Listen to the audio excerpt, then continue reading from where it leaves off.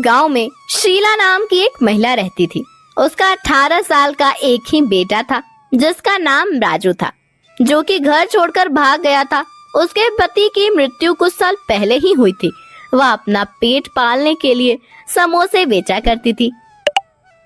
आओ समोसे समोसे, गरम गरम समोसे, एक बार खाओगे तो बार बार आओगे, बार बार आओगे तो खाते रह जाओगे। आओ और खाओ समोसे, स्वादिष्ट नमकीन ताजा। थोड़ी देर बाद एक मुसाफिर आता है। अरे ओ अम्मा, समोसे कैसे दे रही हो? ताजा है क्या? बिल्कुल ताजा है साहब, मैं अभी अभी बनाकर लाई हूँ। ले लीजिए, 2 रुपए के 5, 1 रुपए के 2। तो 2 ही दे दो, ले लो 1 रुपया। अब क्यों साहब, आप 2 रुपए का लीजिए ना, 5 मिलेगा 5। बस आप ही सिर्फ 1 रुपये का दे दो। तो ठीक है, आपकी मर्जी। आपकी घड़ी में कितने बजे हैं साहब? 5 बजने में 4 मिनट बाकी है।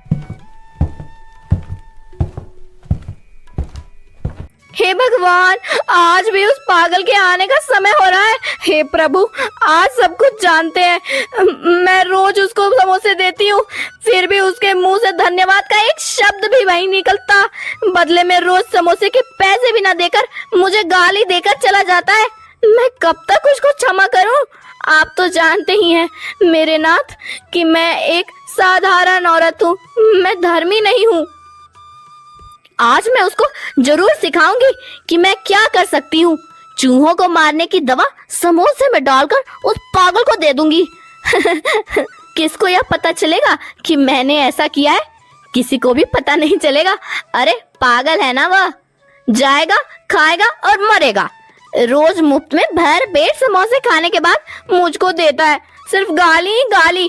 आज मैं देख लूंगी। लेकिन वह भय के मारे कांपने लगती है और कहती है, नहीं नहीं, मैं ऐसा नहीं कर सकती। बाद में मेरा क्या होगा? नहीं नहीं, मेरा मन ऐसी बुराई करने से मुझे रोक रहा है। मैं क्या करूं? पागल रंगमंच पर आता है और जोर से हंसते हुए कहता है, अरे बुढ़िया, आसमान के नीचे इस धरती पर स्त्रियों में तुम जैसी कौन है इतनी उदार? ओ सुनो, मेरा यह आदेश है, इस महादेश के राजा का आदेश है। मुझे समोसे दो, नहीं तो इधर रखो समोसे। हे भगवान, मैं क्या करूं? क्या मैं जहर मिलाकर समोसे में दे दूं? हे भगवान, इसी समय मैं बहुत परेशान हूँ। यह क्या जिंदगी है? शीला उस पागल को समोसे दे देती है और वो वहाँ से चला जाता। सड़क पर पागल समोसे खाते और गीत गाते हुए जा रहा है। उसी समय एक लड़का आता है। वह उसी समोसे वाली का खोया हुआ बेटा राजू है। वह पागल के हाथ में समोसे देखकर कहता है, ओ भाई, जरा मेरी बात सुनो। देखो, मैं भूख से मारा जा रहा हूँ। 3 दिनों से मैंने कुछ भी नहीं खाया है। ओ मेरी माँ, मेरी प्यारी माँ। हैं? तुम कौन हो? आओ, तुम समोसे खाओगे? ले लो ये समोसे, भर पेट खा लो। मुफ्त में मुझको रोज समोसे मिलते हैं और मुफ्त में मैं तुमको दे रहा हूँ।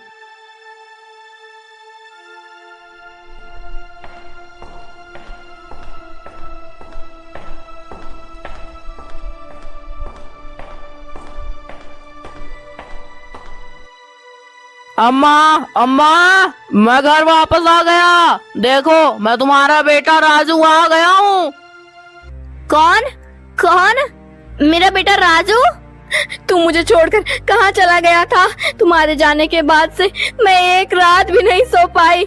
तुमने ऐसा क्यों किया बेटा? कम से कम कुछ बता कर तो जाना चाहिए था।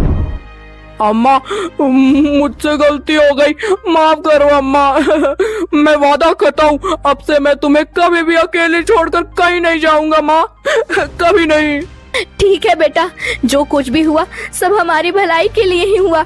विश्वास करने वालों को ईश्वर कभी भी नहीं छोड़ता। जो कुछ भी हुआ मैं उसे भूल जाती हूँ। फिर अपनी अम्मा को ऐसा कष्ट कभी मत देना। लगता है कि तुमने कई दिनों से कुछ नहीं खाया है। हाय रे, कितने दुबले पतले हो गए हो तुम।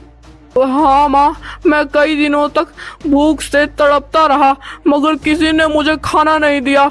और हाँ माँ, आज मैं भूख से रास्ते में मरने ही वाला था, परंतु ठीक उसी समय वहाँ एक पागल समोसे खाते हुए आया। जब मैंने उससे समोसे मांगा तब वो सारे समोसे मुझको देकर चला गया। मैंने शीघ्र ही सारे समोसे खा लिए और भरपेट पानी भी पी लिया और इस तरह से घर पहुँच सका, वरना मैं रास्ते में ही मर गया होता। शीला बेहोश होकर गिर जाती है। हाँ, ओ मेरा बेटा, मेरा बेटा। तुमको क्या हुआ अम्मा?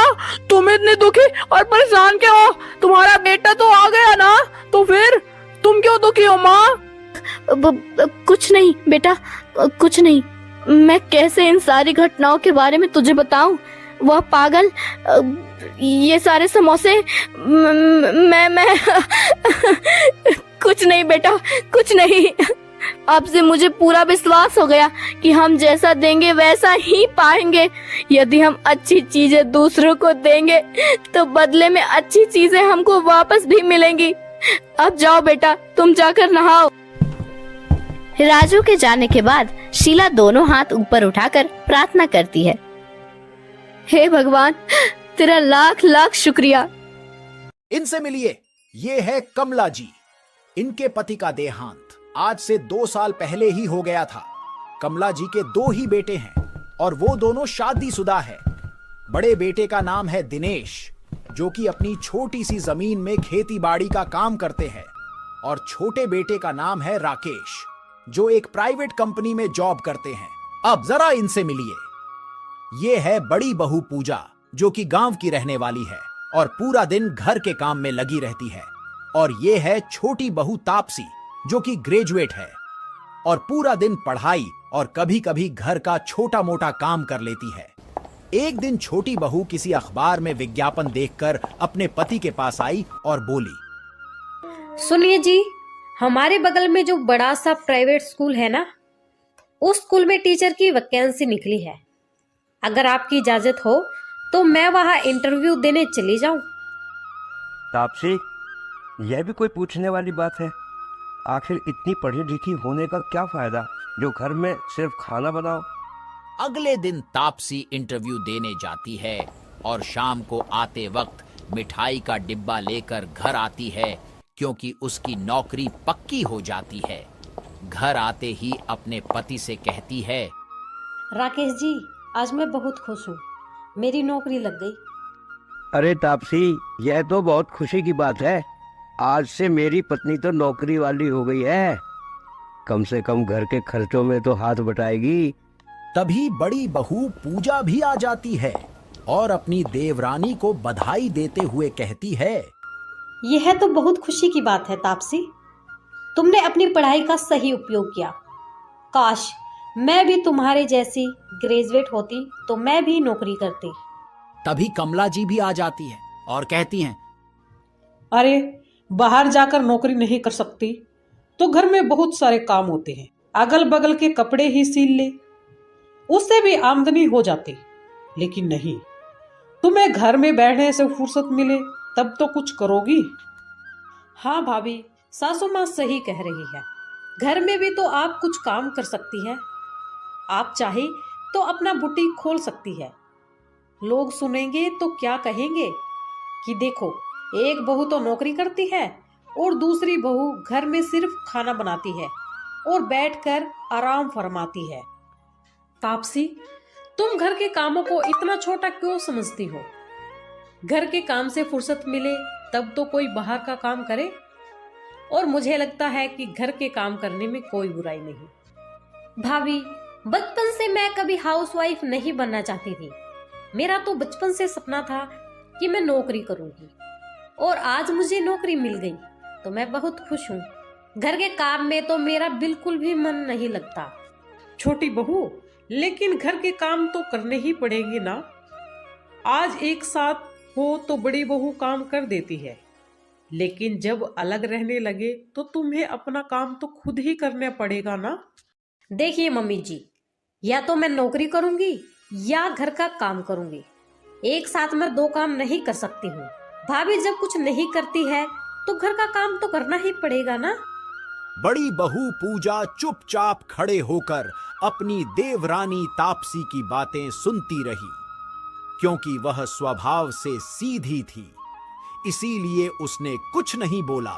तापसी जब से नौकरी लगी थी उसे अपनी नौकरी का घमंड हो गया था। संडे का दिन था, सब लोग देर से सोए हुए थे, लेकिन पूजा सुबह सुबह उठकर घर में झाड़ू लगा रही थी। तभी उसका पति दिनेश बोला, पूजा, माना कि तुम तापसी जितनी पढ़ी लिखी नहीं हो, लेकिन ज़रूरी तो नहीं है इंसान नौकरी ही करे। तुम क्या अपनी पूरी ज़िंदगी इसी तरह झाड़ू लगाने और घर के काम में बिता दोगी? अपना काम तो नौकरी से भी अच्छा होता है पूजा। सही कह रहे हो।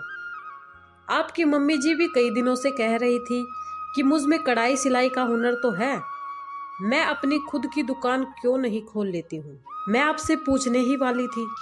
पूजा, इसमें पूछने की क्या बात है? अगले महीने मैं शहर में तुम्हारे लिए कोई किराए की दुकान ढूंढ दूंगा। लेकिन दिनेश, इतने पैसे हमारे पास कहाँ से आएंगे? देखो पूजा, तुम उसकी चिंता मत करो। मैं कई दिनों से नोटिस कर रहा था कि जब से तापसी ने नौकरी ज्वाइन की है तब से माँ का रवैया तुम्हारे प्रति बदल गया है। तुम्हारी इस तरह से इज्जत नहीं होती जैसी कि तापसी की करती है। माँ को ये लगता है कि तापसी नौकरी करती है, इसीलिए वह तुमसे ज़्यादा काबिल है। इसीलिए तुम्हें कुछ ना कुछ तो करना ही होगा। घर के कामों के लिए हम कोई नौकरानी भी तो रख सकते हैं। इतना बोलकर दिनेश अपने खेत पर चला जाता है। एक दिन कमला जी की पड़ोसन बिमला उनके घर आई। ड्राइंग रूम में बैठकर दोनों आपस में बात कर रही थीं कि तभी बड़ी बहू पूजा चाय और बिस्किट लेकर आई। अरे बड़ी बहू, मुझे आए आधा घंटा से ज्यादा हो गया, लेकिन छोटी बहू अभी तक नजर नहीं आई। कहाँ है वो?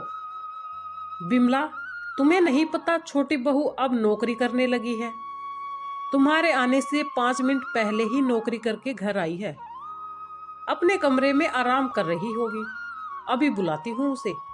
अरे ओ छोटी बहू, जरा इधर आओ तो, बिमला आई है, तुमसे मिलना चाहती है। छोटी बहू ने अपने कमरे से आकर बिमला जी को नमस्ते किया। नमस्ते आंटी जी, कैसी हैं आप? अरे बेटा, नमस्ते नमस्ते, मेरे बगल में बैठ जाओ। क्या बताऊं आंटी जी, जब से मैंने नौकरी ज्वाइन करी है, नौकरी से आते ही थक जाती हूँ, इसलिए आकर अपने कमरे में आराम कर रही थी।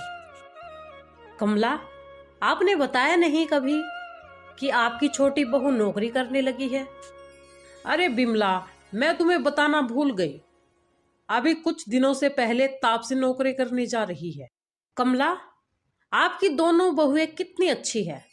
छोटी बहू नौकरी करती है और बड़ी बहू ने कितने अच्छे से घर को संभाल रखा है। और मेरी बहुओं को देख लो, पूरा दिन कुछ नहीं करती, पूरा दिन आराम फरमाती है। आंटी जी, मैं भी अगले महीने से अपना बुटीक खोल रही हूँ। क्यों मम्मी जी? बिमला, बड़ी बहू सही कह रही है। मैंने ही इसे सलाह दी कि कब तक घर के कामों में उलझी रहेगी। आखिर तेरे पास भी सिलाई कढ़ाई का हुनर है, उसका इस्तेमाल कर। कुछ दिनों के बाद पूजा अपना बुटीक खोल लेती है और उसका काम अच्छा चल जाता है, और इधर तापसी की नौकरी छूट जाती है, जिसकी वजह से वह परेशान रहने लगती है। इसी तरह से कुछ दिन बीत जाते हैं। एक दिन कमला अपनी छोटी बहू तापसी से कहती है, अरे तापसी, इस तरह कैसे काम चलेगा? और कुछ नहीं तो पूजा के साथ ही बुटीक पर काम कर लो। अरे अपना काम तो नौकरी से भी अच्छा होता है। आप सही कह रही हो मम्मी जी, मैं कल से ही पूजा के साथ बुटीक पर काम करने के लिए जाऊंगी, और कुछ नहीं तो कम से कम अपना खर्चा तो चला सकूंगी। तापसी मन ही मन सोचने लगी, कि मैं कितनी गलत थी। जिस नौकरी का मुझे घमंड था वो आज मेरे पास नहीं रही। मैंने अपनी जेठानी को पता नहीं क्या क्या बोला था और वो बेचारी चुपचाप सुनती रही। शाम को जब पूजा बुटीक से वापस आई तो तापसी ने उससे माफी मांगी। बहन, मुझे माफ कर दो, मैं कितनी गलत थी। मैंने पता नहीं आपसे क्या क्या बोला, लेकिन आप हमेशा चुपचाप सुनते रही। आज मुझे अपनी गलती का एहसास हो गया है। अरे तापसी, तू कैसी बातें कर रही है? तू तो मुझसे छोटी है और बड़ों का काम होता है माफ करना।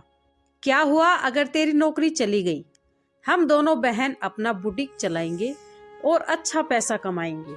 अगले दिन से ही पूजा और तापसी अपनी दुकान पर जाने लगी। वीडियो यही खत्म होती है और वीडियो को लाइक और चैनल को सब्सक्राइब करें। प्लीज, वीडियो देखने के लिए धन्यवाद।